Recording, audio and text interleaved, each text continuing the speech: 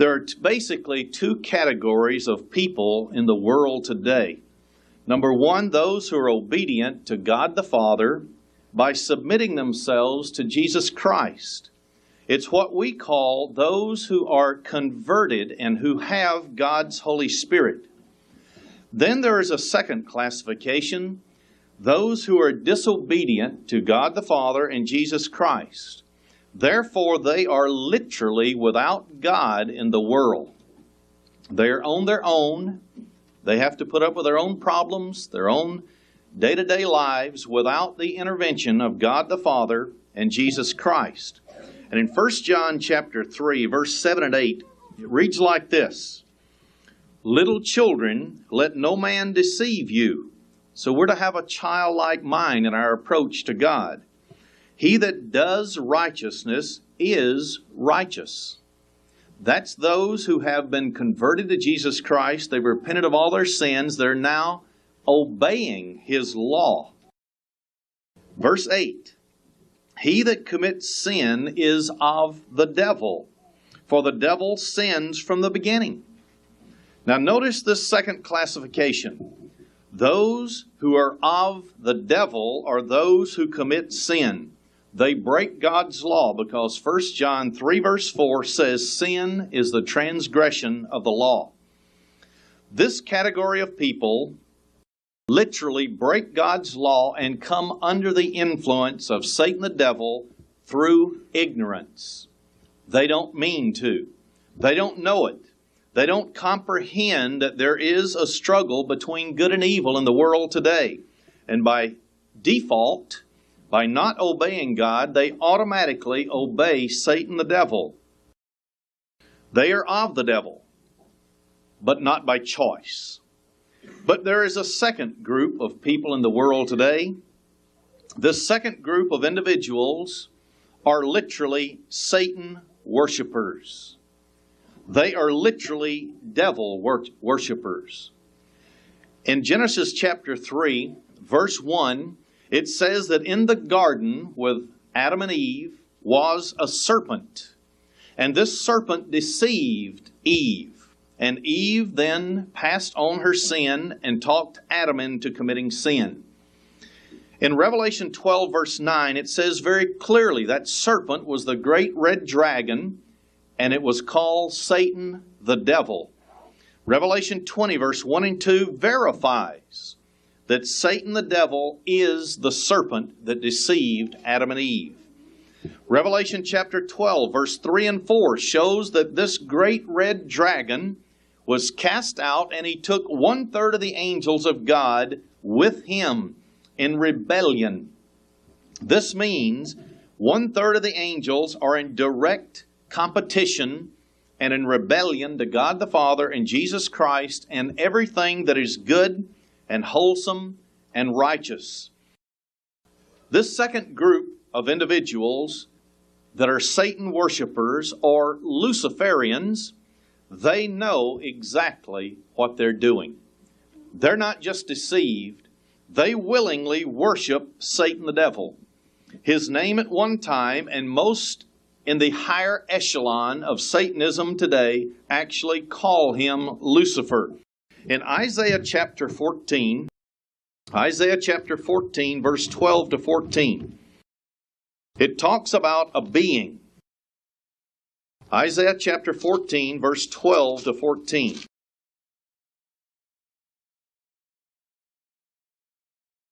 "How are you fallen from heaven, O Lucifer, son of the morning? How are you cut down to the ground, which did weaken the nations?" So it's Lucifer that is undermining the nations. He is the one that is actually at fault in the world today. "For you've said in your heart, I will ascend into heaven, I'll exalt my throne above the stars. I'll also sit upon the mount of the congregation in the sides of the north," where God's throne is. His determination was to overthrow God the Father and make the universe His. Verse 14, "I will ascend above the heights of the clouds.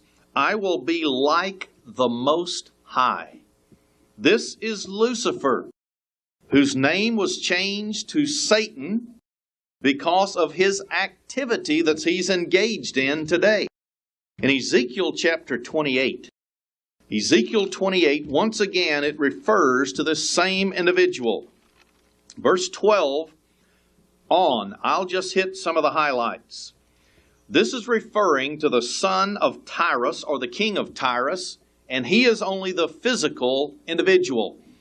He's really talking to an individual who has the power behind the throne. In the middle of the verse it says, "You seal up the sum full of wisdom and perfect in beauty. You have been in Eden, the garden of God." This identifies the individual that is being talked about here is not the literal human being, king of Tyrus, but it is a spirit being who has lived through this entire expanse of time from the garden of God, the Garden of Eden, until this present time. There were only three individuals in the Garden of Eden: Adam, Eve, God, and then the serpent was the fourth individual. Since God was instructing Adam and Eve in the proper way to live, the fourth individual has already been identified as the serpent, or Satan, the devil. This means this is referring to Lucifer of Isaiah chapter 14, whose name was changed to Satan to describe his activity. Look in verse 13. It says, "You were in the garden of God." And in the very last statement, the two last words in verse 13, it says, "You were created." This was a created angelic being. Verse 14 says, "You are the anointed cherub that covers."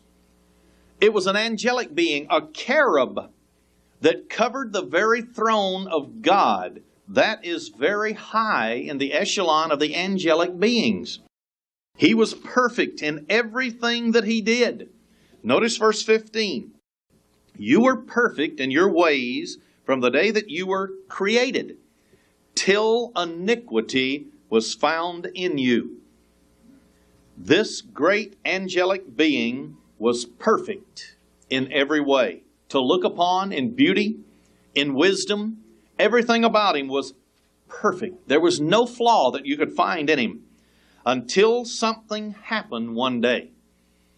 That happening was, over a period of time, he began to experience something that every human being experiences at one time or another in his lifetime: jealousy, lust, greed. And in Job chapter 1, verse 6 and 7, when an angelic host came to appear before God the Father, Satan was there, the adversary. Then, in chapter 2, once again, it mentions that he was there at this heavenly conference. And in 1 Peter 5:8, it gives the description of what he's doing, walking up, down, through the earth, up and down in the earth, seeking who he can devour. Satan wants to devour individuals. But I've got a question. In Daniel chapter 2, verse 44 gives the good news of the kingdom of God. It states that the God of heaven, when there will be a world-ruling government composed of 10 global groupings of nations, then the God of heaven will set up a kingdom which will never be destroyed.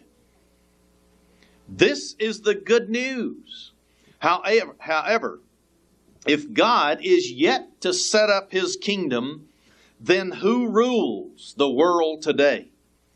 Does He have a real organized kingdom? Is there literally a government that rules this earth today, unseen to the natural mind and the natural taste buds, the thought processes of man? When Jesus was on trial for His life, let's turn to John 18 and read it.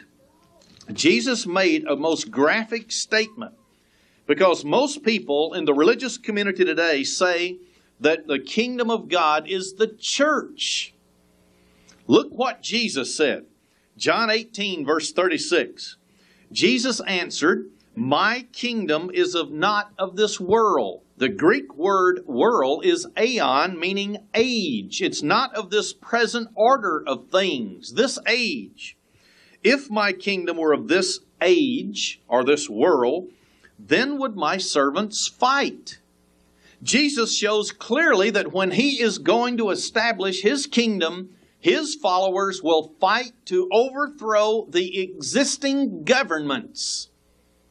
He says, that's why my servants aren't keeping me from being crucified and put to death, because it's not time for my kingdom yet.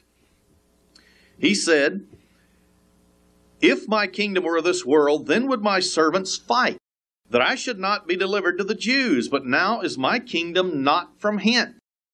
So if Jesus' kingdom is not yet established, then who rules? Who rules the world today? Turn to Matthew chapter 4, verse 1 and 2. Jesus makes clear who's ruling the world today. Verse 1 and 2. Then was Jesus led up of the Spirit into the wilderness to be tempted of the devil. Notice, here is Satan, the devil, the one who was known as Lucifer previously. And Albert Pike stated that those of the 33rd degree in Freemasonry, should maintain the pure doctrine of Lucifer, and let all those of the lesser initiates of the Masonic Lodge, 32nd degree and down, call their God whatever they want, because those individuals are deliberately deceived anyway and do not understand that the Masonic religion is devil worship.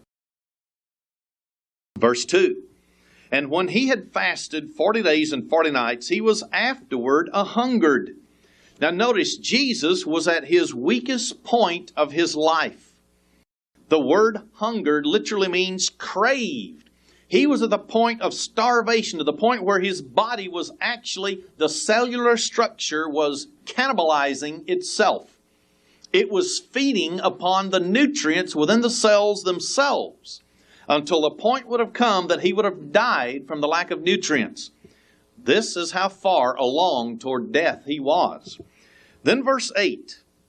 Again the devil takes him up into an exceeding high mountain, and shows him all the kingdoms of the world and the glory of them. Notice, Satan showed Jesus the kingdoms of the world. And in verse 9, and Satan said unto Jesus, all these things will I, Satan the devil, give you if you will fall down and worship me.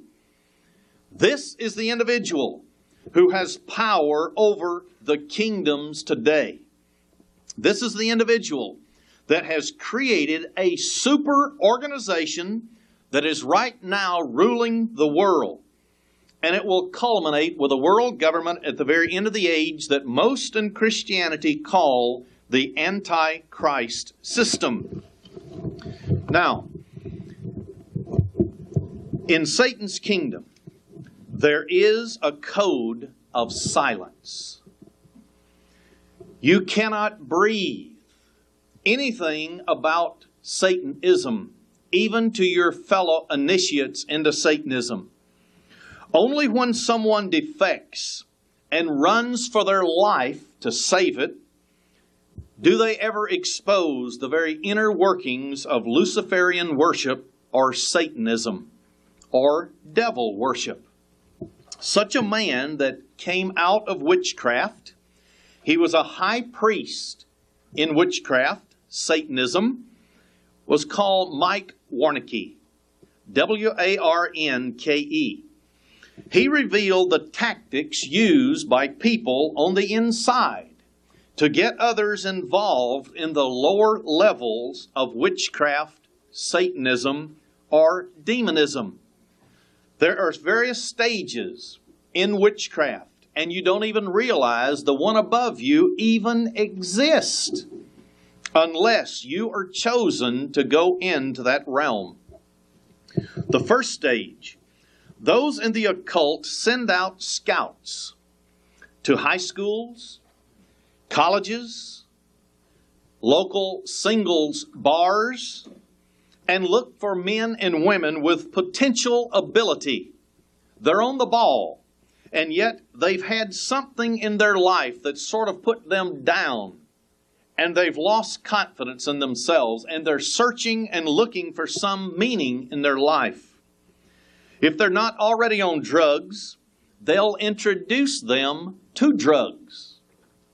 Once they're on the drugs, these new recruits, totally unaware of what's happening to them, are invited to parties. These are not just ordinary parties. These are literally sex orgies, where there are exactly the same number of females there as there are males. And the females are already recruited into Satanism, and they use their bodies to draw others into Satanism. After several hours at this party, they're taking drugs, they're getting high, they're dancing to acid rock music. They pair off. It was planned in advance. Satanists know how to entangle people through the lust of the flesh, the lust of the eye, and the pride of life.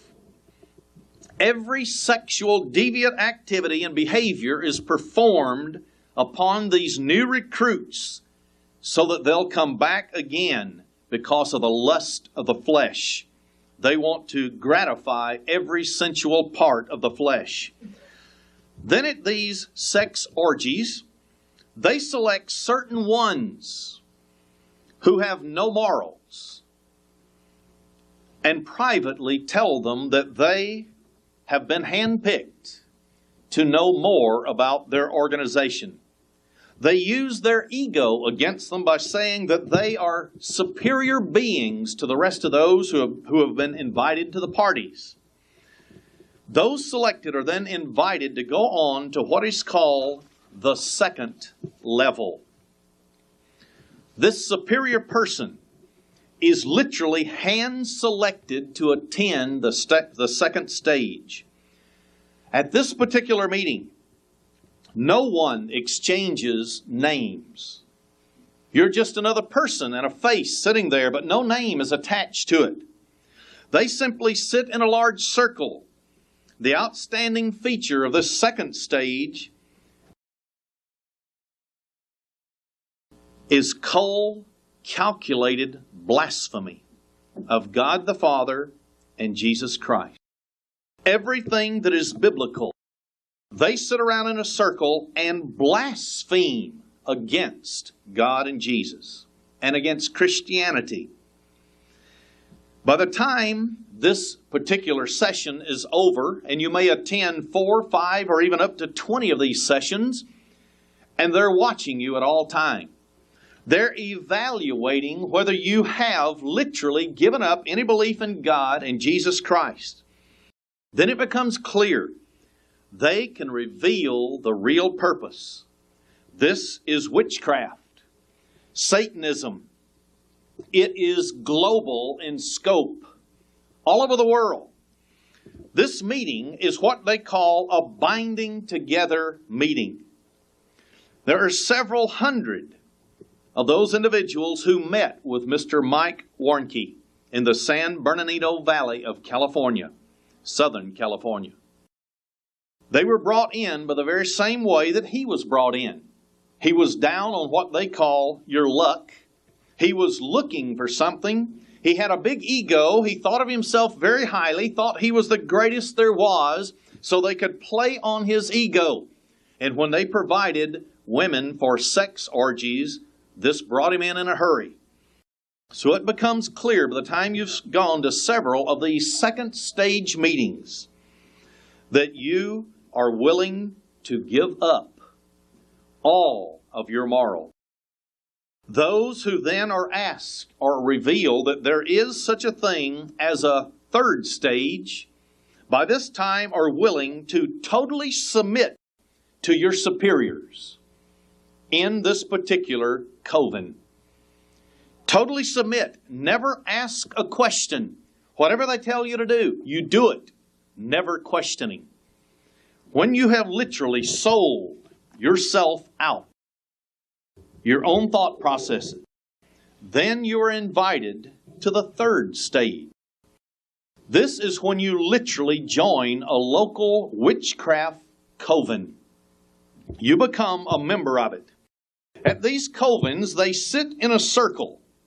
And now I want to quote from his book that he wrote. I'll hold it up. It's called The Satan Seller. Exactly what they do in their coving meetings. Page 45. In the center of the circle was an altar, a granite slab supported on 2 sawhorses. On the slab, a girl lay on her back, nude and waiting, her skin glowing red in the light given off by the candles, and the bale fire burning in a crucible nearby. An inverted cross, because everything in Christianity are symbols that people claim come from Christianity, they defile it. They profane it. Here at one end of the slab where this nude woman was laying was an inverted cross, and an image of a goat's head stood at the other end of the altar. A goat's head, Mendes. Soon the remainder of the group took their places. This is around a big circle in which she was in the interior part on this nude woman on the slab. Dean and the other 2 high priests or counselors sat on the 3 sides of the altar facing the east. Always facing the east. Why is it that every Masonic lodge in the world always has the starburst in the east and those who are members facing the east? Every time. The service was a black mass. All the traditional rituals were reversed and deliberately profaned. The sacraments were desecrated. Blasphemies took the place of prayers. Words attributed to Satan were read from the book, The Great Mother, which Dean, this was the high priest at this time, now standing, held open, resting the book, the back of the book, on the girl's stomach. After the invocation of Satan, I listened intently to the offertory, where the members offered their souls to the Lord Satan. Then they were ready. They drew a pentagram on the girl's stomach. A pentagram is an upside-down 5-pointed star with a circle around it. Then here's what he quoted. Quote, "Let those with grievances speak now, that we may all bind together at this hour to direct the power of our father Satan. As I will, so moot it be." So whatever they say, the demon that they're going to call up must perform it. Now notice what else he said. He joined the others, moving up to surround the petitioner. He said, "Does anyone have a grievance against someone else?" So when somebody held their hand up and said, "So-and-so did something to me," then everyone gathered around this individual. Notice what they did. We circled him, putting our hands on his body. A counterfeit laying on of hands in devil worship. And chanting the request to Satan in unison several times. Then notice what he says. "I felt it. The present. I could almost make out the hazy outline of a demon spirit as it floated out of the pentagram." The pentagram was drawn on the nude woman's stomach that was laying on the altar of the devil. Then this demon went about its work, going off into the night to fulfill the request that they had made. And then notice what else. He said, at the next full moon. They always had meetings at the full moon. Satan worship always takes place then. This man, after being in this coven for some period of time, had proven his unswerving loyalty to Satan. He had literally seen the pentagram and how it was drawn on the nude woman's stomach. They would then gives direct instructions to these demons after they prayed to their Lord Satan, and Satan will give orders to a demon to do whatever they said. Now, on page 52, this man served Satan well. On the next new moon, he was to become initiated as the high priest in Satanism. I'll quote from page 52 of that book. He cleared his throat and continued, "Repeat after me." So now Mike Warnke was going to take the oath, the high priest oath of initiation. "I, known here as Judas, do hereby and now forever and a day." See, they always cover themselves, forever and an extra day. "Submit my soul to the custody and care of his highest of darkness, Satan, master of the world." Then they picked up what is called the book. As he picked up the knife which had been dedicated earlier, he was instructed, this is Mike Warnke, to hold out his right wrist. I looked at the knife and then my wrist. What was this, I wondered? He found a place near an artery and made an incision. I jerked violently. They were drawing blood and sealing in blood his pledge to Satan, the devil. He says, "Now it's time. Now dip this quill in the blood and sign your new name." He literally had to sign his new name into a book that's preserved by the high priest of Satanism. And he went on to describe how that once in a while he would see on a page where a name had turned green rather than red ink. And he asked, "Well, what is this name green for?" And the high priest answered, "This person turned from Satan. He broke his vow, so he is dead." Anyone who goes into Satanism and tries to come out, it's at the risk of your life. What happened to Sharon Tate when the Manson killers took over? They were in Satanism, and Sharon Tate had a ritualistic murder.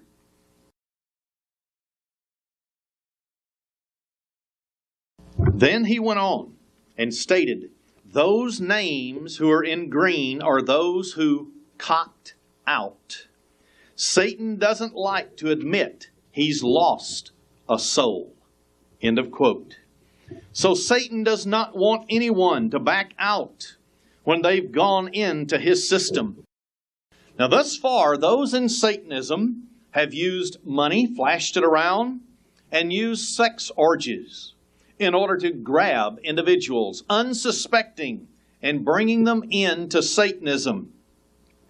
Then, if a person already was using dope, they would use power. They would hold out the potential of power and rulership in governmental posts and so on over their head to lure them into Satanism. After a period of time, when Mike Warnke was in the coven, and he had been much scrutinized by his superiors, the high priest and the counselors in this particular coven asked him to become high priest. He learned his rituals well. He had served Satan in every single thing they had asked him to do. His present high priest told Mike that he was going to be moved up, way up. Therefore, it would leave the high priesthood vacant, and everyone felt that he fit and should be the high priest. But what would this tell you automatically? If this present high priest was going to be moved way up, that means there are yet other stages to move into in witchcraft. And yet it's totally unknown to those in the coven except the high priest. And his two counselors, 3 individuals, knew the difference. So Mike began to realize this thing which is called witchcraft, Satanism, was really big. It was global. So Mike became high priest. He was told that whatever he wanted, he could have. Name it, and the Brotherhood would pay for it. Then he thought upon this name, the Brotherhood, and it sounded familiar to him. And I'll interject something that was not in his book that we've published in our magazine before. Remember, the Brotherhood of the Illuminati was founded in 1776 by Adam Weishaupt. And yet this was nothing more than an update of the Illuminati that can be traced back as far as 1100 A.D. And this is Satanism, and they are the ones who laid down their final 200-year program for world capture. Take over the world for world government. There was another man who was in socialism. His name was George Orwell. He wrote 2 books, one of them called Animal Farm, the other 1984. 1984 was required reading by all freshmen starting in 1959 in college. I had it as required reading. In the book Animal Farm, one of his characters by the name of O'Brien made this statement, I quote, "I can tell you that the Brotherhood exists, but I cannot tell you whether it numbers 100 members or 10 million. You'll have heard rumors of the existence of the Brotherhood. The Brotherhood cannot be wiped out because it's not an organization in the ordinary sense." End of quote. So this man in socialism, working for world government and the destabilization of all governments to overthrow them for a one-world society, came upon the fact that the Brotherhood indeed exists. Sir Winston Churchill ran head-on with the Brotherhood. He wrote an essay on Leon Trotsky, and it was recorded in a book called Great Contemporary. On page 168 and 169, I'll quote his statement concerning the Brotherhood. Quote, "The citadel of freedom will be stormed under the banners of liberty and democracy." Isn't that what we hear everywhere today? How great a democracy this is? Liberty, and now they're running ads on television about the Constitution that gives us our great liberties.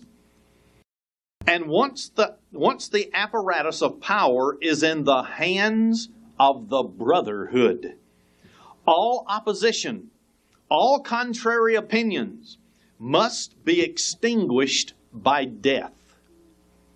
Democracy is but a tool to be used and afterwards broken. Liberty, but a sentimental folly unworthy of the logician. So liberty and democracy that they keep crying today is nothing but a tool to gain power over the whole world and to use the liberty of this country and the freedom of speech, freedom of movement in order to overthrow governments of this world. And after this is done and all power is in the hands of the Brotherhood, then democracy and liberty will be smashed to the ground. I'll go on with his quote. "The absolute rule of the self-chosen priesthood, according to the dogmas it has learned by rote, is to be imposed upon mankind without mitigation, progressively forever." So this satanic system, Luciferian worship, is to be imposed upon man, and the grip tightened and tightened until no one will ever speak out against it. I'll finish his quote.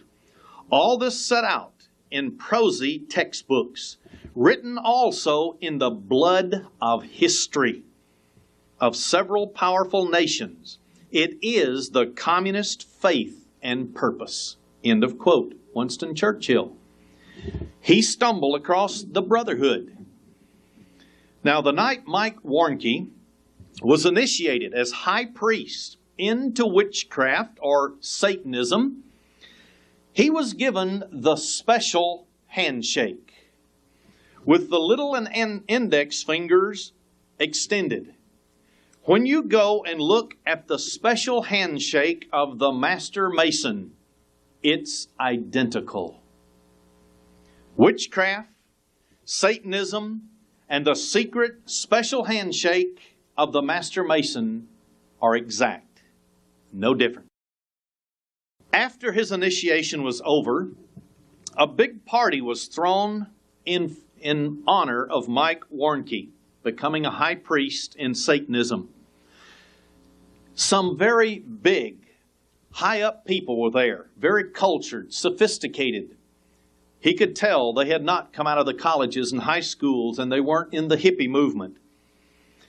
Some were women, very, very sophisticated.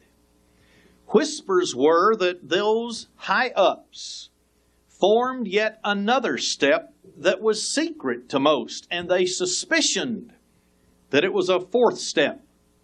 And they thought the name of it was the Illuminati, which means bearer of the light or light bringer. That's the meaning of Lucifer. But the code of silence made it impossible for them on the third level to be sure whether there was a fourth level or not. Now, Mike Warnke was ready to hold the coven meetings for the Satanists. He had only one concern in his mind as he began to go to the various coven meetings as high priest. That was, how could he call up these demonic spirits, and they recognized they are demons, properly, so that they would do exactly what he stated. And the reason why is that he didn't want to make a mistake, and I'll quote this from his book once again, page 75. He couldn't afford to make a mistake. Here's why. I had already read one case where two jokers had been fooling around and had stood in the wrong part of the circle, the big circle, with their toes on the pentagram, and the demons crushed them to death. Their rib cages had caved in like balsa wood under an elephant's foot. Exactly the same thing had happened to both of them. They were twins in death. So Mike Warnke did not want to make a mistake because he knew demons hate human beings. And unless you use the exact incantation of Satanism and demonism, the demons will turn upon you. Now, he also was required to do the drawing of the pentagram on the nude woman's stomach every meeting. So he would draw the pentagram. I want to hold up a little book now for everyone to see. I'll turn to the introductory part. The title of this book is General Grand Chapter, Order of the Eastern Star, Freemasonry. Right on the inside cover is a pentagram. Right on the inside cover. This is Masonry, not witchcraft, not Satanism. Or is it? Sure it is. And yet people don't even know it.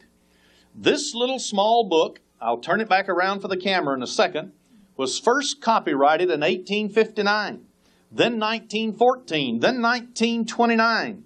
Now what I want to show you is they have whole pages of the inverted star, the pentagram, and they have certain signs inside the pentagrams that have different meanings. And yet the meanings are never explained to the women in the Eastern Star of Masonry. Throughout this book, there are hundreds of pentagrams and then triangles, which also is a part of the New Age movement and Luciferian and Satanism. So, right here, the pentagram is one of the signs of the Masonic Lodge.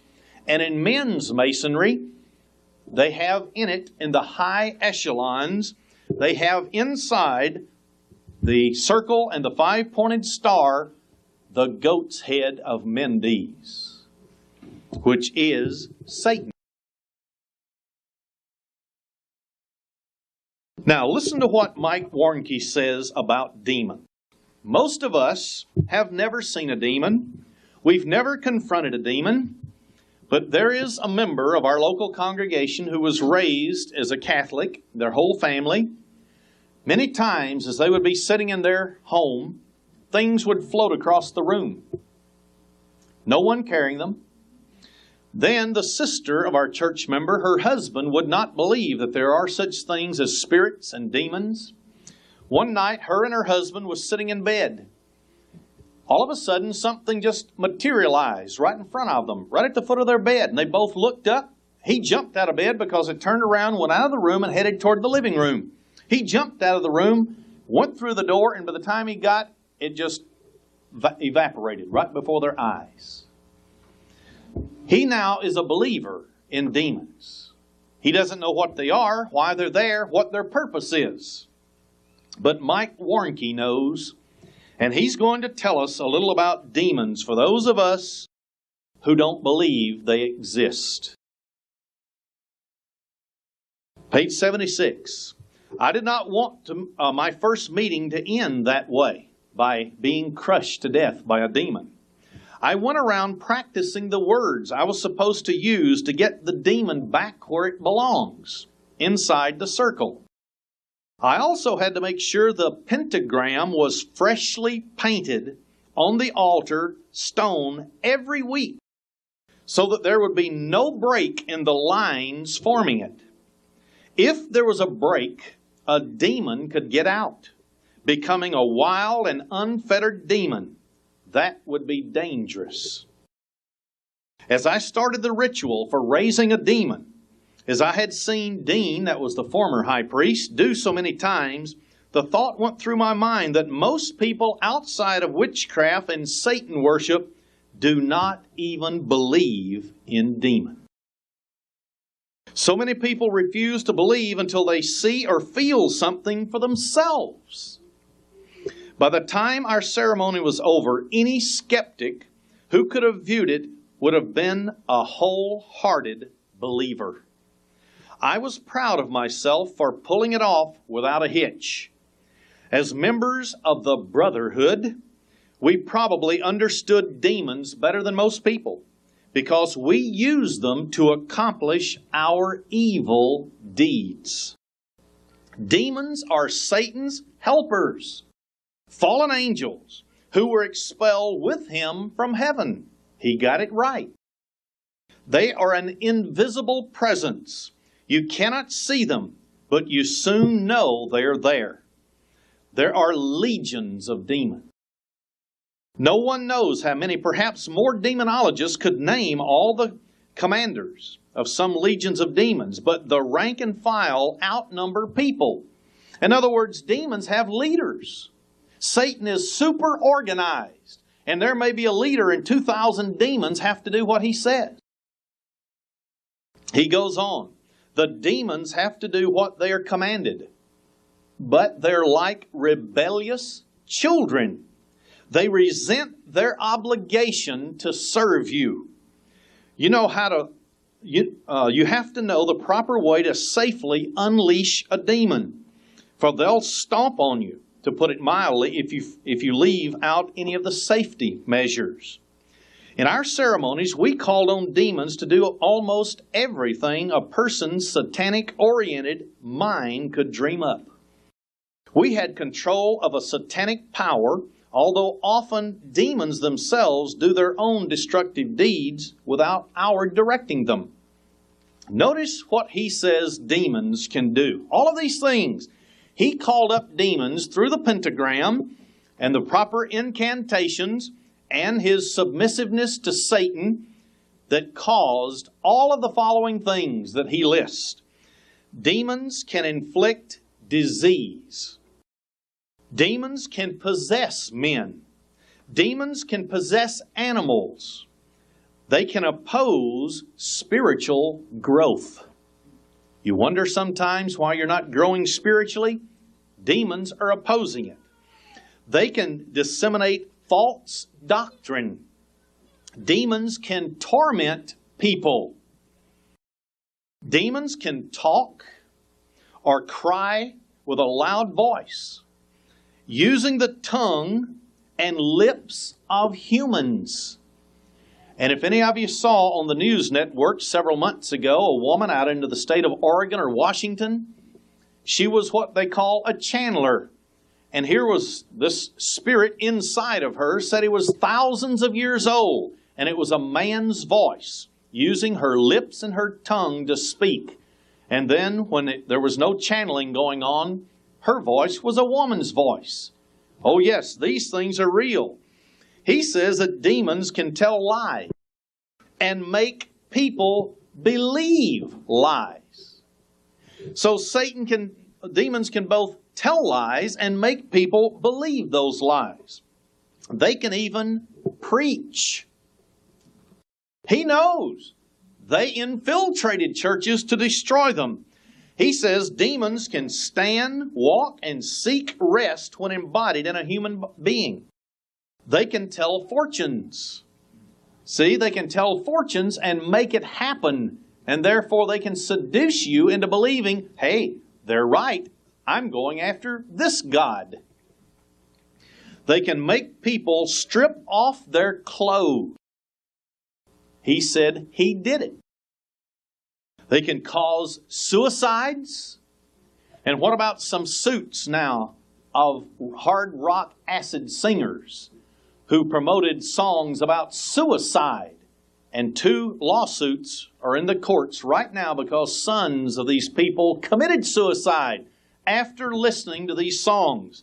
And these songs had what is called backmasking, subliminal messages.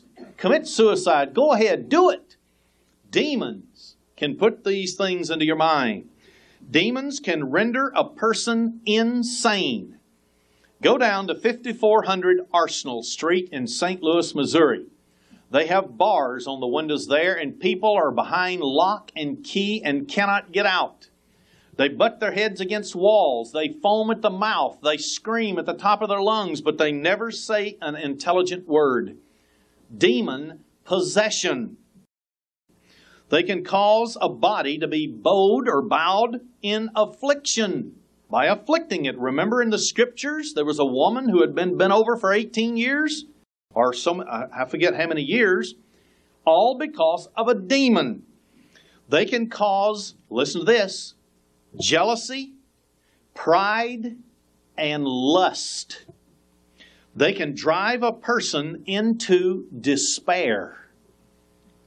Are we waging spiritual warfare against them?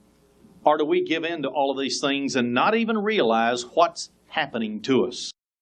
He went on to show on page 77 of his books, demons seek to inhabit human bodies that they might work out their indescribable lust and evil longings. They will not willingly leave a human that they inhabit.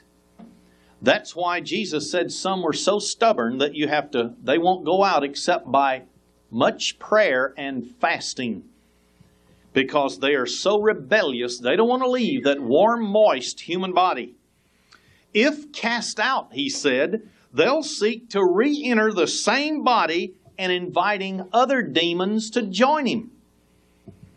He said that he personally had known of one person who had as many as 2,000 demons that inhabited that one man. Is demonism real? This is a man who was in it up to his eyeballs. High priest of Satanism well, I'll get into that in a minute. I won't get ahead of myself. Then Mike Warnke said that the reason why you and I never hear that much about it was because they always have the police on their side. They said that they have at least one policeman in every force in the country who is paid off to protect them or who is a member of witchcraft and Satanism itself. On 2020 television with Hugh Downs, they showed months and months ago how that it has been discovered in all 50 states. Satanism, ritualistic killing of animals with a pentagram inscrawled on the ground with a finger. They have found animals with the blood drained. and in some cases found the jars with the blood still there, where somebody approached them before they could continue their rituals.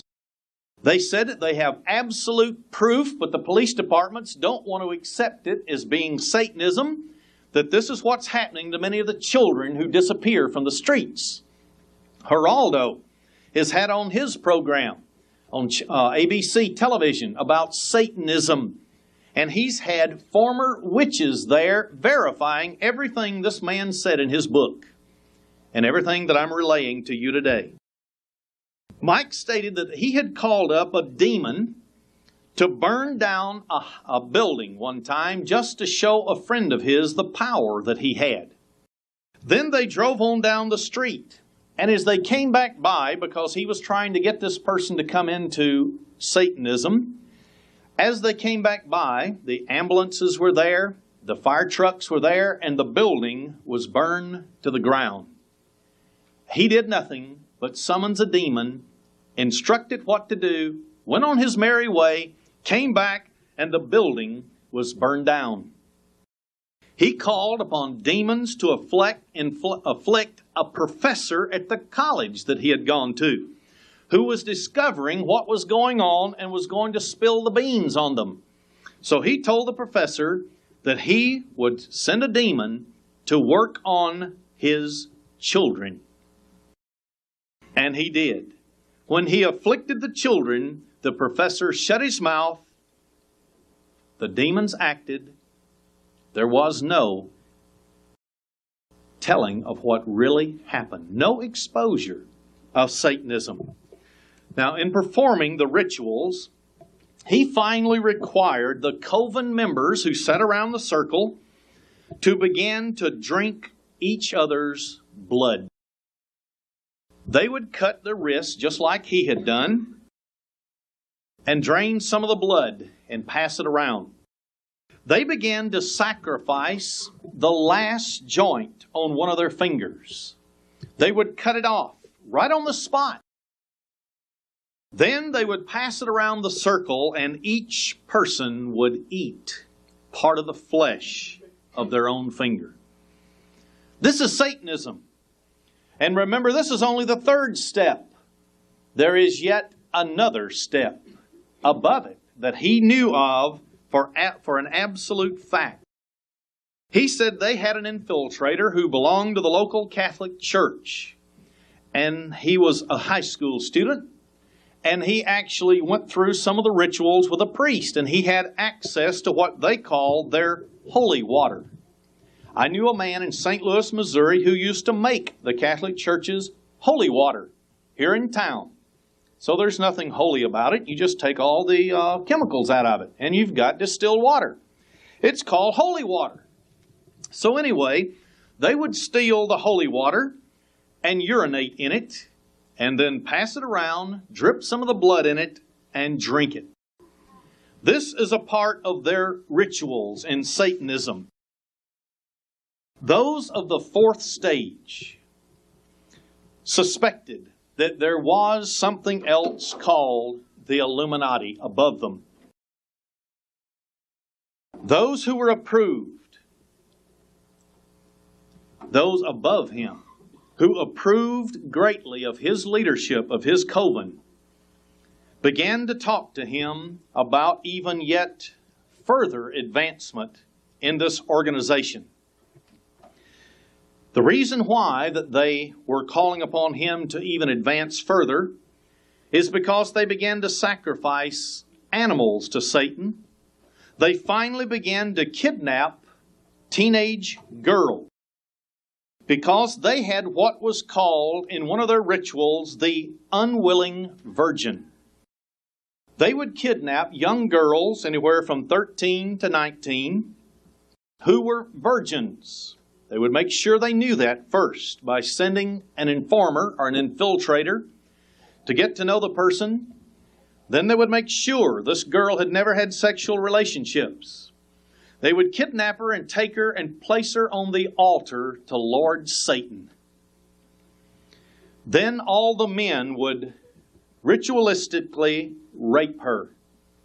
And she was an unwilling virgin. And then, right before her eyes, they would call up a demon, so that by the time that they were through with her, she would never go home and tell the police. They would never tell her parents, because she was afraid that a demon would come and kill her. So once again, silent in witchcraft and demonism. Now, one of the high-ups in the fourth stage said that she would send Mike a message concerning the Brotherhood's business. And one evening, as he sat in bed, he was studying his books on witchcraft, spiritism. He was sitting there, or this was in the living room, not in the bed. He was sitting there studying. His door was absolutely locked and bolted shut. He had to, because he was a drug runner. Witchcraft runs drugs. They're in it big time. So as he was sitting there in the middle of the living room, suddenly a woman appeared, materialized right before his eyes. She couldn't come through the door. It was bolted. He lived in an apartment. She couldn't have climbed up. She stood there, and he said she was a very beautiful woman.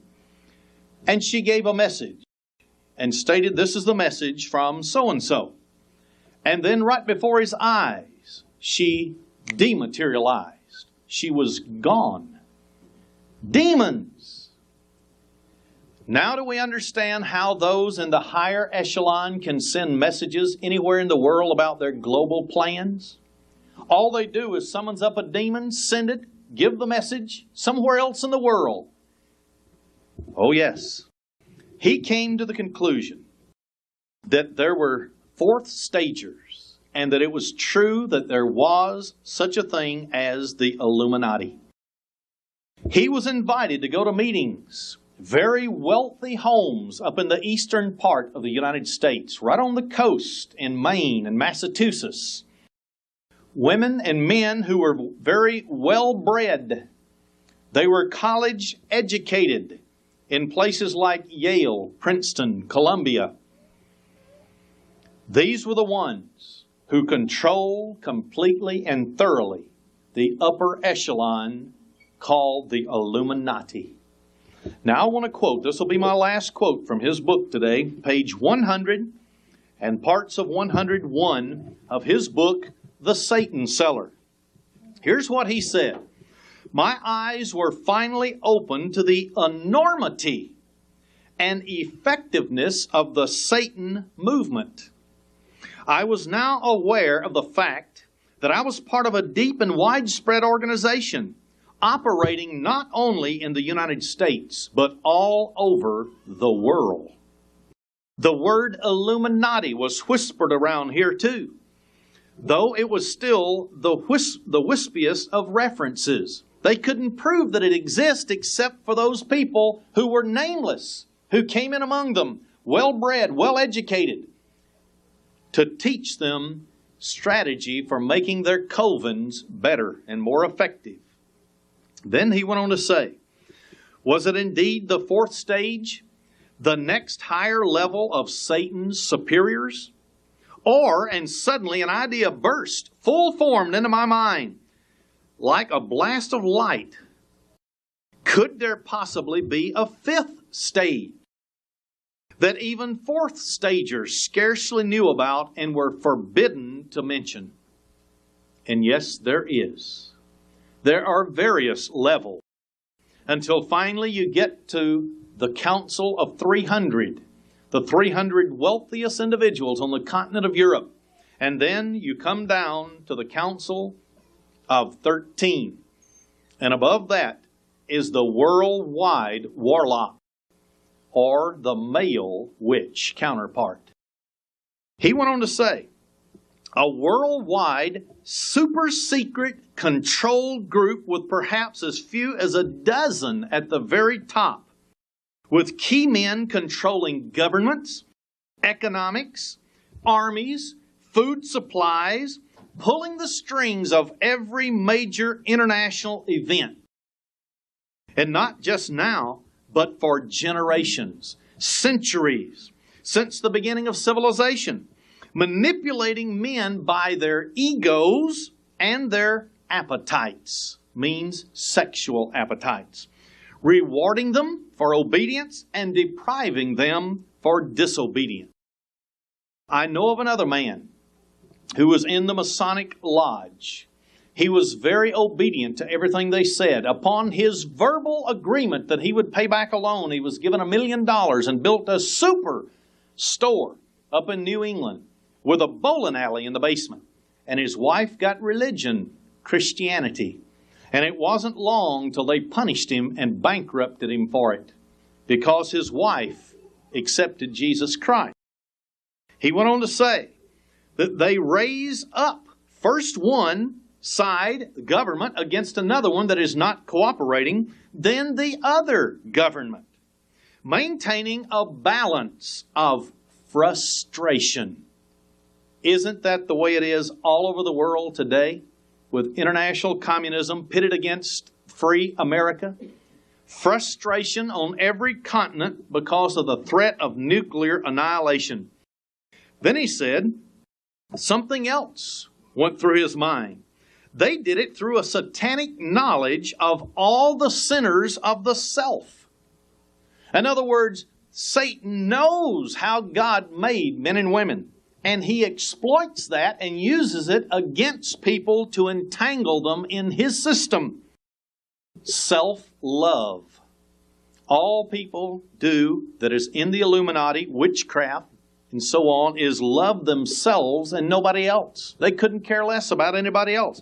He said indulgence. They use the indulgences in the flesh against them. The pride and of superiority, thinking you're superior to other people. Then pride. And he says they gently nudge the most ambitious, those that are filled with the most self-love, indulgence, think they're superior to everybody else, and the most ambitious, promising them power. When you look at these men that now control the government of the United States, think about it for a minute and see if you can't look back and remember. When you see these men, don't every one of them look very self-assured? Don't they nearly look alike? Comb their hair alike? All have dark hair, parted just alike, have the same posture. Every one of them are in Satan's army. Every one of them. You look from now on when you see them on television. Every one of them look just alike, talk alike, act alike. All of them. Satan has power. You either conform to his system or else death awaits you, or humiliation if you survive. Then he said the ultimate that everyone was looking for was lust. Lust to become the elitist person on the face of the earth. Then he came to the final conclusion that there is indeed a global network of Satanism, and the first three stages are nothing but what calls people out, and then they are selected to go into the fourth stage. They're sophisticated, they're sent to colleges, they're directed in the proper direction to control Satan's government.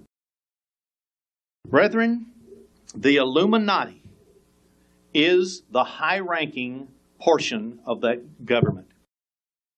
But I've got a question. If these men, all of these men that are in the Illuminati, what is their goal but world government? But then, if they have this goal, what in the world is Satan's goal? Surely Satan wants more than simply the capability of running the government today. I mean, after all, if you were only going to run the world today, what pleasure is that for a spirit being that has existed for a long period of time? No, Satan has the ultimate appetite. Satan the devil wants universal control. Not just the control of the United States, the Soviet Empire, not just the control of planet Earth. Look what it says in 2 Thessalonians chapter 2, verse 1 to 15. Now we beseech you, brethren, by the coming of our Lord Jesus Christ, and by our gathering together unto Him, that you be not soon shaken in mind or be troubled, neither by spirit. And we've just been talking about demons and how they can conjure them up. They literally appear. Remember, you read Hebrews 1 and 2, and you'll find out angels were created to be ministering spirits. The good angels minister to us, but the bad angels, the demons, minister to Satan and his sworn servants. Nor by word, nor by letter as from us, as that the day of Christ is at hand. Christ hadn't returned yet. Let no man deceive you by any means. Or I can say, spirit deceive you either. That day should not come except there come a falling away first. When you fall away from something, that's falling away from truth. You can't fall away from error. You fall away from truth. And that man of sin be revealed, the son of perdition, who opposes and exalts himself above all that is called God, or that is worshipped, so that he as God sits in the temple of God, showing himself that he is God. So here is an individual at the very end of the age that's going into the temple of God, that's going to be reinstituted in the Middle East. He's going to claim to be God. The whole world is going to worship him. This is when the falling away is going to occur. The great falling away. All mankind will be deceived except the very elect.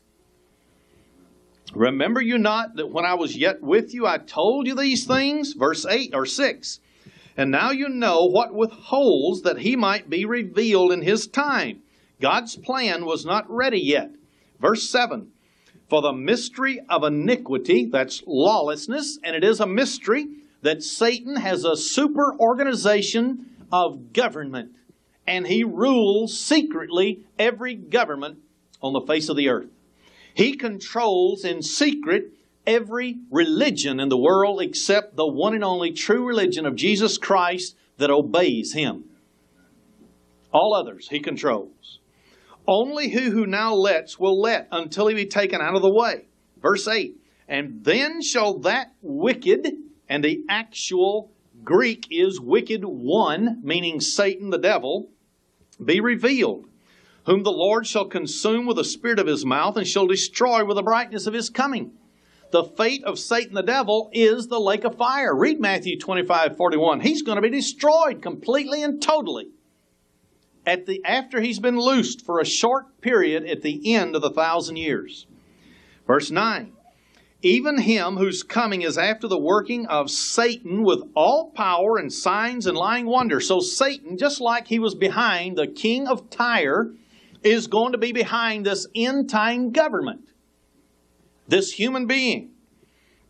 And with all deceivableness of unrighteousness in them that perish. The actual Greek phrase should say are perishing. They aren't perished yet, but they are in the process if they never repent.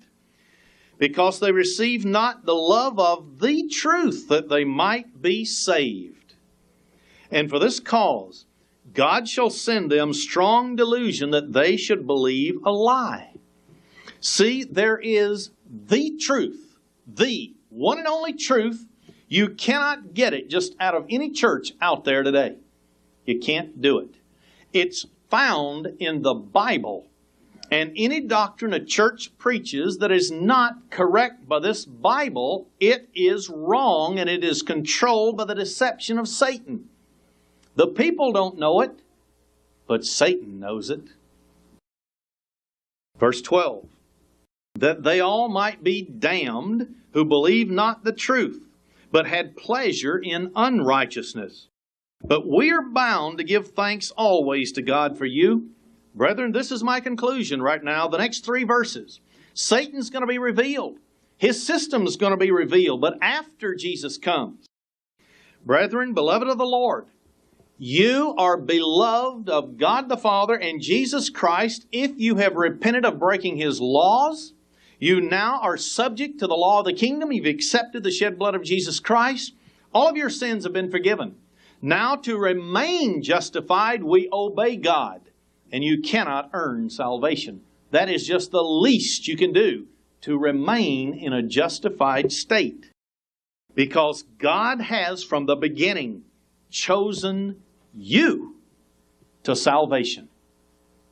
We should all be jumping for joy, thinking that for some reason God has had mercy upon us, because if it were not for His mercy, we would still be out there.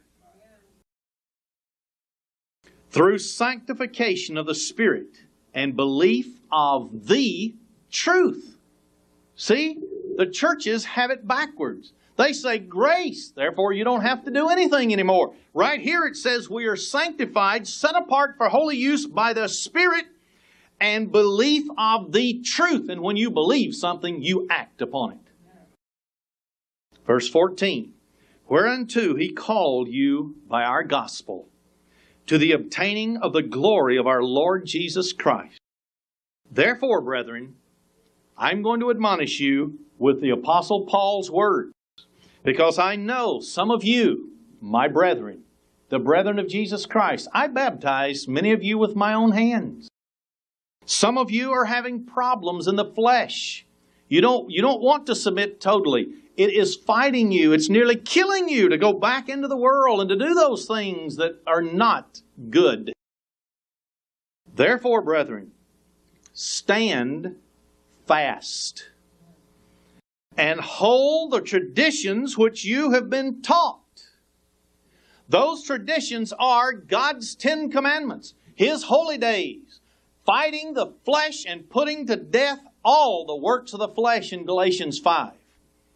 And putting on the works of the Spirit, the fruit of the Spirit, which by word, whether by word or by epistle. So if I admonish you from the pulpit, brethren, or whether it is by one of our pieces of literature, I admonish you to hold fast to those things which you have absolutely proven. Because Satan has two types of people. One, those who are ignorant and disobey God, and he's got them. They're deceived. Then he's got a second type. Those who deliberately worship Lucifer to receive power, prestige, and to rule and control the world. They are deliberate Satanists. Brethren, don't you go away out into the world and be deceived into Satan's ways ever again.